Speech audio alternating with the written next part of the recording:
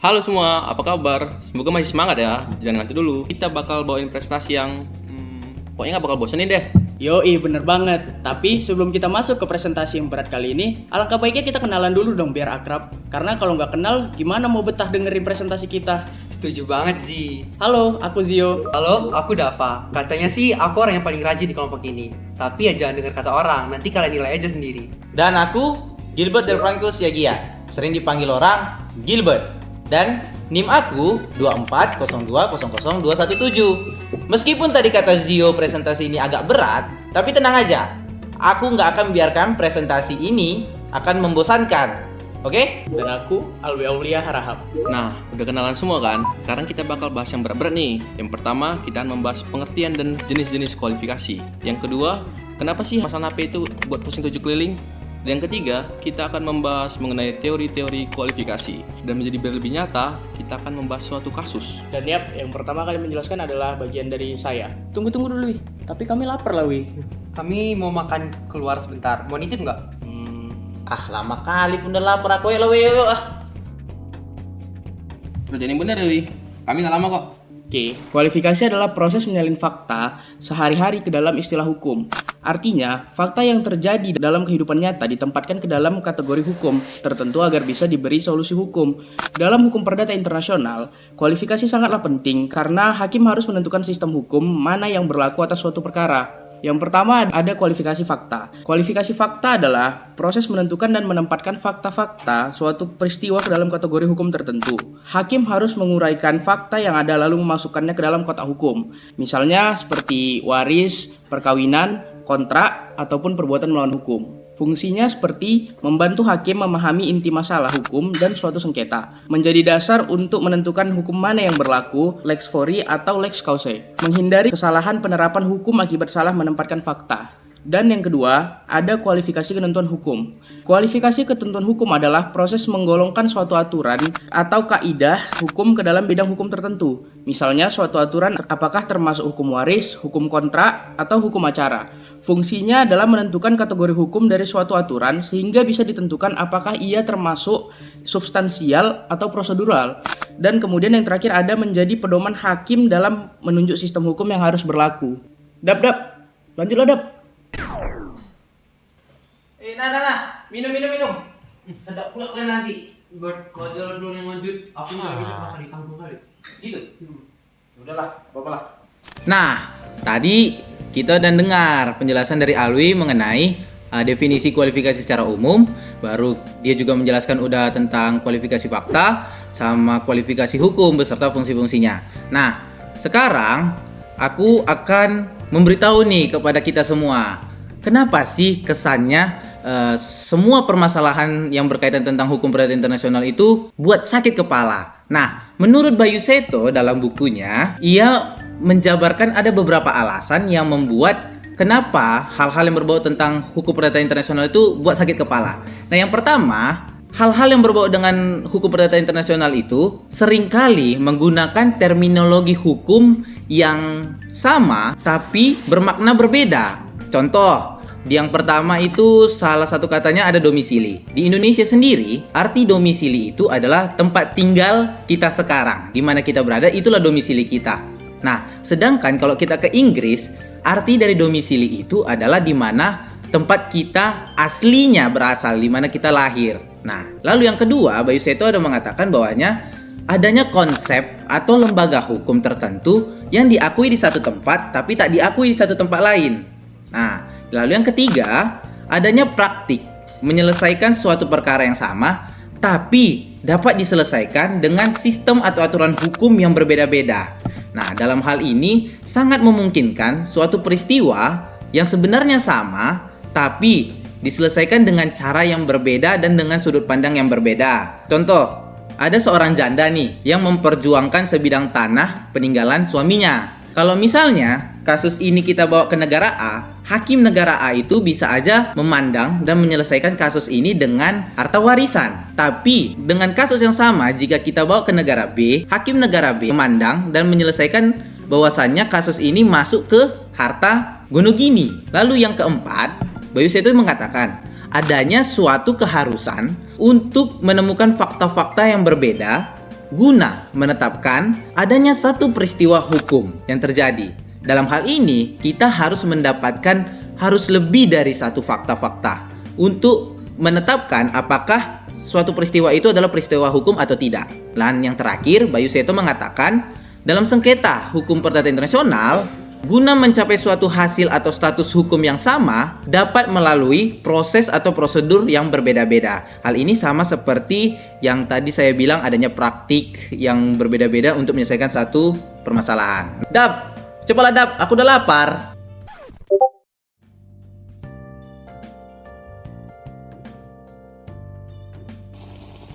Oke, nah selanjutnya di bagian aku. Di sini aku bakal ngebahas tentang teori-teori kualifikasi. Yang pertama itu ada namanya teori kualifikasi atau Lex Fori. Teori ini dikemukakan oleh Franz Kahn asal Jerman dan juga Bartin asal Prancis. Kedua tokoh tersebut berpendapat bahwa proses kualifikasi itu harus dilakukan berdasarkan hukum dari pengadilan yang memeriksa dan memutus perkara atau disebut dengan Lex Fori. Franz Kahn lebih lanjut, dia menyatakan bahwa kualifikasi itu harus dilakukan berdasarkan Lex Fori karena beberapa alasan. Yang pertama adalah simplicity atau kesederhanaan. Nah, sebab jika kualifikasi dilakukan dengan menggunakan hukum asing terdapat batasan dan konsep-konsep hukum yang digunakan dalam penyelesaian perkara adalah pengertian dan pemahaman yang paling dikenal oleh hakim. Selanjutnya merupakan kepastian atau certainty. Sebab pihak-pihak yang berperkara akan telah mengetahui terlebih dahulu sebagai peristiwa atau hubungan hukum apakah perkara mereka akan dikualifikasikan oleh hakim beserta segala konsekuensi yuridiknya. Bartin juga menambahkan pandangannya tentang pernyataan bahwa kualifikasi itu harus dilakukan dengan menggunakan Lex Fori karena sebenarnya seseorang hakim telah disumpah untuk menegakkan hukumnya sendiri dan bukan sistem hukum asing negara manapun. Selanjutnya, alasan lain tidak dapat memperlakukan suatu sistem hukum asing dalam perkara hanya sebagai dasar-dasar hukum perdata internasional. Wujud dari kesukarelaan forum untuk membatasi kedaulatan hukumnya. Pembatasan semacam ini hanya dilakukan setelah pengertian atau konsep hukum asing bersangkutan dikualifikasikan. Setelah dikualifikasikan terlebih dahulu berdasarkan Lex Fori, demikian pula halnya jika hakim menghadapi lembaga-lembaga hukum asing yang tidak dikenal dalam Lex Fori, maka ia harus menerapkan konsep-konsep hukumnya sendiri yang dianggap paling setara dengan konsep hukum asing itu. Para penganut teori ini umumnya sependapat bahwa terhadap kewajiban kualifikasi berdasarkan Lex Fori dimungkinkan pengecualian-pengecualian, yaitu yang pertama, apabila perkara yang dihadapi menyangkut penentuan hakikat suatu benda sebagai benda tetap atau benda bergerak. Nah, selanjutnya, apabila perkara menyangkut kontrak-kontrak yang dibuat melalui korespondensi atau interpretase, penentuan tentang saat dan sah tidaknya pembentukan kontrak harus dilakukan berdasarkan lex loci contractus atau hukum dari tempat pembuatan kontrak yang telah ditetapkan secara objektif. Teori kualifikasi Lex Fori itu dipandang memiliki keunggulan karena mampu mempermudah penyelesaian sengketa, mengingat penerapan konsep-konsep hukum Lex Fori yang telah akrab bagi hakim. Namun demikian, teori ini juga mengandung kelemahan, yakni potensi timbulnya ketidakadilan atau injustice apabila proses kualifikasi dilakukan dengan menggunakan tolak ukur yang tidak selalu selaras dengan sistem hukum asing yang seharusnya diterapkan, atau bahkan dengan ukuran yang sama sekali tidak dikenal dalam sistem hukum tersebut. Berikutnya adalah teori Lex Causa. Ini sebenarnya teori Lex Fori yang diperluas. Teori ini dikemukakan oleh Martin Wolf. Dia berpendapat bahwa proses kualifikasi dalam hukum perdata internasional harus dilaksanakan dengan mengacu pada sistem dan ukuran-ukuran dari keseluruhan tatanan hukum yang memiliki keterkaitan paling erat dengan perkara bersangkutan. Kualifikasi ini dimaksudkan untuk menentukan kaidah HPI dalam Lex Fori yang paling relevan dengan norma hukum asing yang berpotensi diberlakukan. Penentuan tersebut dilakukan melalui metode analogi dengan memperhatikan secara cermat sistem hukum asing terkait.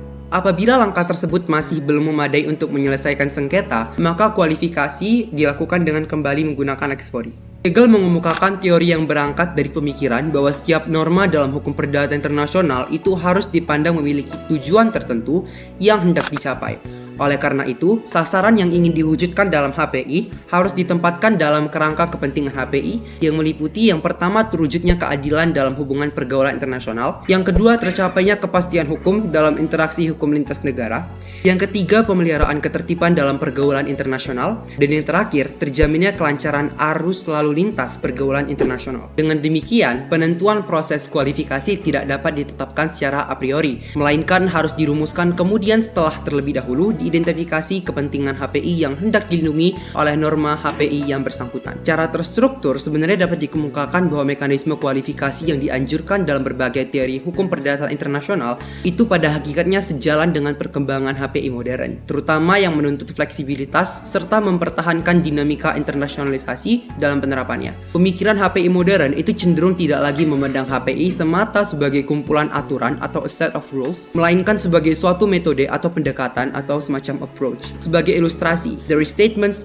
second Conflict of Laws in the United States of America menawarkan pendekatan the most significant relationship theory dalam praktik peradilan. Hakim tidak hanya menerapkan kaidah-kaidah HPI yang berlaku, baik yang bersumber dari lex fori maupun ketentuan lainnya, tetapi juga mempertimbangkan prinsip-prinsip yang mencerminkan kebijakan dasar atau guiding policies dari hukum perdata internasional itu sendiri. Kebijakan dasar tersebut mempengaruhi proses kualifikasi serta argumentasi dalam setiap perkara dalam hukum perdata internasional. Faktor-faktor yang perlu diperhatikan antara lain pengadilan pada prinsipnya harus selalu menerapkan ketentuan undang-undangnya sendiri selama peraturan tersebut sesuai dengan konstitusi. Yang kedua, kaidah HPI sejatinya dirumuskan sedemikian rupa agar sistem hukum antar negara dapat berfungsi secara harmonis. Kemudian pengadilan pada dasarnya berkewajiban menerapkan hukumnya sendiri kecuali terdapat alasan kuat untuk menyimpang. Kemudian pengadilan juga perlu menilai tujuan aturan hukum nasional yang relevan dengan perkara sebelum memutuskan pemberlakuan hukum asing. Kemudian kaidah-kaidah dalam hukum perdata internasional yang dirancang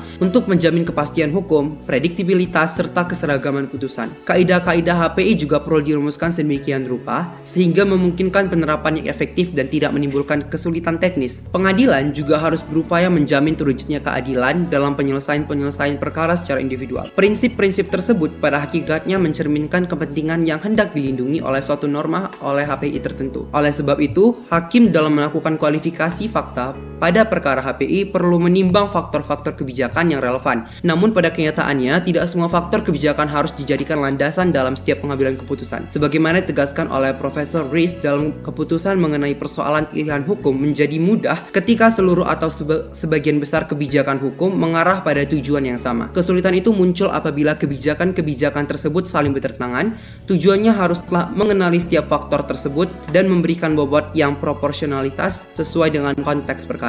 Dengan demikian, kualifikasi merupakan tahapan esensial dalam menentukan hukum yang relevan untuk diterapkan. Meskipun dalam praktiknya kerap menimbulkan tantangan tersendiri, seperti perbedaan konseptual atau divisional antar sister hukum. Mana kau, weh? Belum siap bagianmu, Cok. Gak. Walah, nggak makan pun. Udahlah, berlanjut. Nggak jelas dah apa. Kembali lagi dengan saya. Sekarang ini kita akan membahas dua teori terakhir. Yang pertama, teori kualifikasi bertahap, nanti diakhiri sama teori kualifikasi analitis atau otonom. Pertama kita akan membahas mengenai teori kualifikasi bertahap. Apa sih teori kualifikasi bertahap? Itu dikembangkan oleh siapa? Nah, teori ini dikembangkan oleh Adolf Nitzer yang didukung dari pandangan para profesor-profesor seperti Profesor G.C. Chaser, Profesor Rensweld, dan Profesor Sunaryanti Hartono. Teori ini bisa timbul karena adanya ketidakpuasan dari teori kualifikasi lex causa. Karena banyak yang beranggapan bahwa tidak etis jika suatu hukum yang sebenarnya itu dikualifikasi, melainkan yang seharusnya dikualifikasi itu adalah suatu hukum yang baru. Dalam teori ini, kualifikasi itu harus dilakukan dengan dua tahap guna mewujudkan keadilan dan ketelitian. Nah, adapun tahap-tahap itu yang pertama ada namanya primary classification atau kualifikasi tahap pertama. Nah, kualifikasi ini dilakukan pada saat hakim harus menemukan kaidah hukum perdata internasional atau choice of law rule atau lex fori yang akan digunakan untuk menentukan titik tahu tertentu. Kualifikasi tahap ini digunakan untuk menentukan lex cause-nya dan dilaksanakan berdasarkan lex fori-nya. Jadi intinya untuk yang tahap pertama ini, kualifikasi pertama atau primary classification ini itu digunakan untuk menentukan kaidah HPI-nya menggunakan lex fori yang tujuan akhirnya untuk menemukan lex causa-nya. Yang kedua, kita akan ke kualifikasi tahap kedua atau secondary classification. Kualifikasi ini dilakukan setelah lex causa-nya tadi udah ditemukan di tahap pertama. Kualifikasi ini digunakan untuk menetapkan kategori kaidah atau aturan hukum intern, apa dari lex causae yang akan digunakan untuk menyesuaikan perkara. Nah, jadi intinya tadi di kualifikasi tahap kedua ini setelah kita dapat lex causae-nya, nah kita akan melaa nih apa yang bisa kita ambil kaidah-kaidah hukumnya dari lex causae ini untuk digunakan dalam menyelesaikan perkara. Kualifikasi tahap kedua ini harus dijalankan dengan menggunakan atau mengkualifikasi semua fakta berdasarkan lex causae. Berdasarkan hasil kualifikasi ini nanti, hakim dapat menetapkan kaidah hukum intern mana yang akan kita gunakan untuk menyelesaikan suatu sengketa. Mungkin itu untuk kualifikasi bertahap. Saya rasa kita semua paham. Kita lanjut yang terakhir, teori kualifikasi analitis atau otonom. Apa sih itu dan siapa yang mencetuskan itu? Oke, kita akan membahasnya satu persatu. Teori kualifikasi analitis atau otonom ini dicetuskan oleh Ernest Rabel dan Beckett.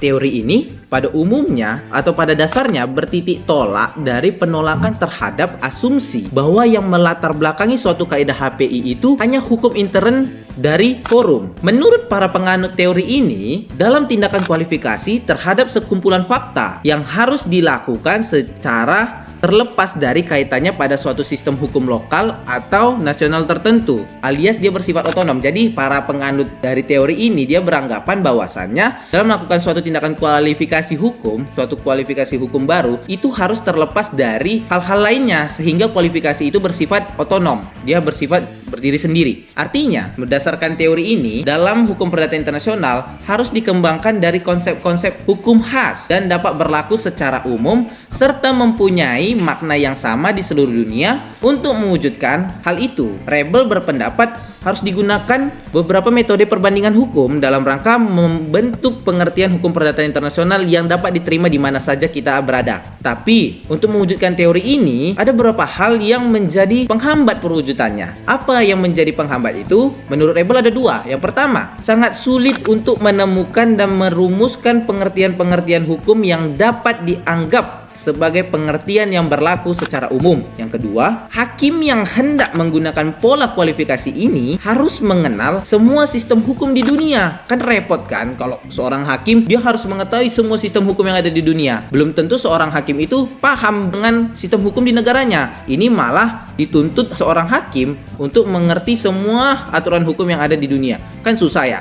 Jadi itulah menurut si Rebel yang menjadi tantangan atau penghambat untuk terwujudnya konsep keseberagaman ini. Untuk mewujudkan teori ini agak susah. Ada beberapa penghambat. Yang pertama, sangat sulit untuk menemukan dan merumuskan pengertian-pengertian hukum yang dapat dianggap sebagai pengertian yang berlaku secara umum di mana kita berada. Yang kedua, hakim yang hendak menggunakan pola kualifikasi ini harus mengenal semua sistem hukum di dunia agar ia dapat memperoleh gambaran tentang konsep hukum yang memang diakui di seluruh dunia. Satu hakim dipaksa untuk mengerti semua aturan hukum yang ada di dunia, tentu itu menjadi hal yang sulit. Belum tentu seorang hakim itu benar-benar paham dia akan aturan hukum yang ada di negaranya sendiri. Nah, dalam kualifikasi ini dituntut seorang hakim untuk memahami semua aturan hukum yang ada di dunia. Jadi, dua hal itulah yang menjadi penyebab kenapa prinsip keseberagaman terhadap HPI ini sulit untuk diwujudkan. Udah itu buat banyak kali pun ngomong, aku pun mau kerja sama mereka nih. Oh, cocok lah itu, udah Bobi juga muncungku ya kan. Agak kau jelaskan dulu, kasih orang ini apa contoh kasus ya kan biar agak lebih paham teori-teorinya tadi. Oke. Aman. Lanjut apa pilih ya guys?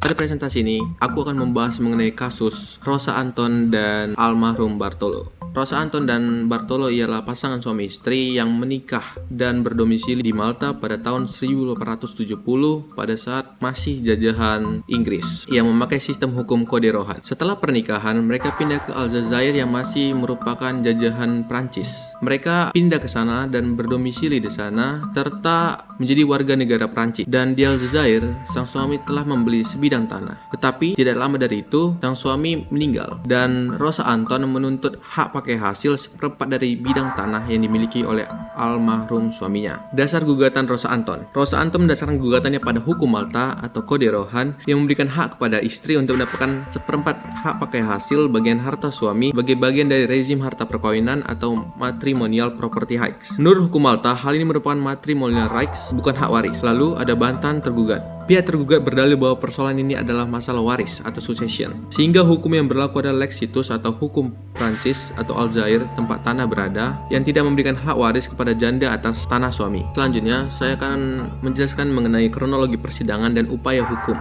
Yang pertama adalah pengajuan gugatan pada tahun 1889. Rosa Anton mengajukan gugatan di Pengadilan Tinggi Aljazair atau Court of Appeal at Algiers pada tahun 1889 menuntut hak pakai hasil atas seperempat bagian tanah dari almarhum suaminya yang terletak di Aljazair. Dilanjut dengan pemeriksaan di Pengadilan Tinggi Aljazair pada tahun 1889. Pengadilan dihadapkan pada isu kualifikasi yang krusial. Apakah kasus ini dikualifikasi sebagai masalah harta perkawinan yang disebut matrimonial property ataukah waris atau succession. Kedua sistem hukum ini memiliki kaidah HPI yang sama. Di antaranya ada dua. Kedua sistem hukum Malta dan Prancis ini memiliki kaidah HPI yang sama. Yang pertama, masalah waris benda tak bergerak tunduk pada lex situs ada hukum tempat benda. Yang kedua, masalah harta perkawinan atau tunduk pada lex locis celebrationis, hukum tempat perkawinan. Selanjutnya, pertimbangan pengadilan. Pengadilan Aljazair mempertimbangkan bahwa meskipun sebagai lex fori, hukum Prancis akan mengkualifikasi kasus ini sebagai masalah waris yang akan menolak gugatan. Namun, lex causae yang tepat adalah hukum Malta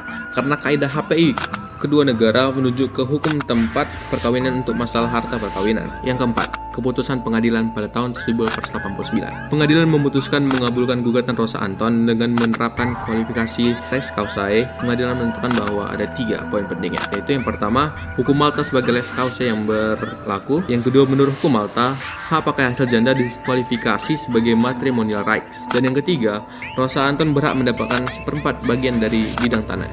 Dan selanjutnya akan dilanjutkan oleh teman saya, Gio.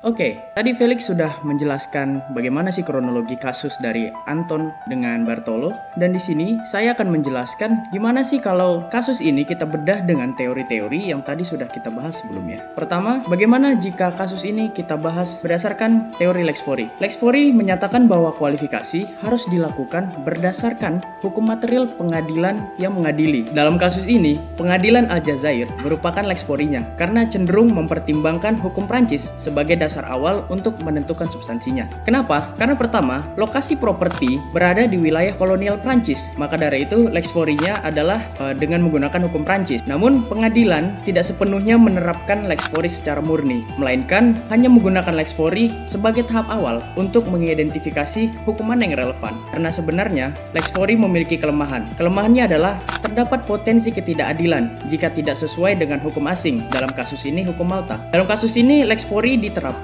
hanya untuk menentukan prosedur pengadilannya saja, tapi bukan sebagai satu-satunya dasar kualifikasi akhir. Karena jika kasus ini hanya diterapkan lex fori secara murni, maka akan tercipta ketidakadilan. Karena menurut hukum Prancis, seperti yang tadi sudah dijelaskan oleh teman saya, kasus ini akan dianggap sebagai waris kepada janda, di mana berdasarkan hukum Prancis, janda tidak dapat bagian atau tidak ada hak terhadap waris suaminya. Yang kedua adalah dengan menggunakan teori lex causae. Teori lex causae harus dilaksanakan dengan mengacu kepada sistem dan ukuran-ukuran dari keseluruhan tatanan hukum yang memiliki keterkaitan yang paling erat dengan perkara yang bersangkutan.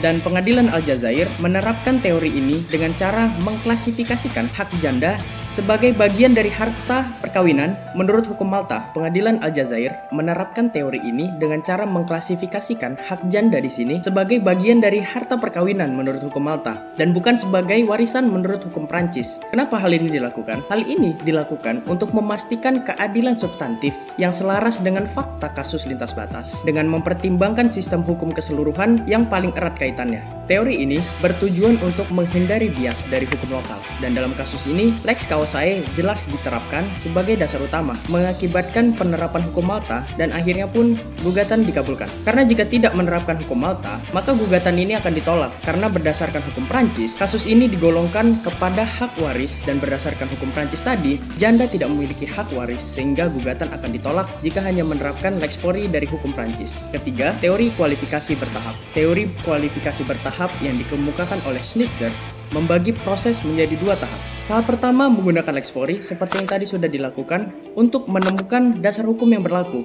Dan di tahap kedua, menggunakan lex causae untuk kualifikasi lebih lanjut lagi. Dalam kasus Anton dengan Bartolo, pendekatan ini terlihat ketika pengadilan Aljazair melakukan lex fori terlebih dahulu untuk mengidentifikasi hukum mana yang paling relevan berdasarkan lokasi properti. Inilah yang menjadi tahap pertama. Kemudian beralih ke kualifikasi menurut hukum Malta, yang kemudian ini menjadi lex causae-nya untuk menentukan kategori hukum apa yang akan dipakai, dan ini menjadi tahap kedua dalam teori ini. Teori ini mengatasi kesulitan secara realistis karena lex causae tidak dapat ditentukan tanpa dasar lex fori dari awal. Penerapan ini terbukti efektif dalam penyelesaian kasus ini untuk menyelesaikan konflik antara Anton dan Bartolo. Yang keempat, teori kualifikasi otonom. Teori kualifikasi otonom menekankan kualifikasi secara independen dari sistem hukum nasional manapun, menggunakan metode perbandingan hukum untuk menciptakan konsep yang lebih universal yang berlaku secara umum. Dalam kasus ini, teori otonom tidak dilakukan secara eksplisit dan juga tidak diterapkan oleh pengadilan karena kualifikasi lebih bergantung pada perbandingan antara hukum Malta dan juga hukum Prancis. Dalam kasus ini, teori otonom tidak dijelaskan dan tidak diterapkan secara spesifik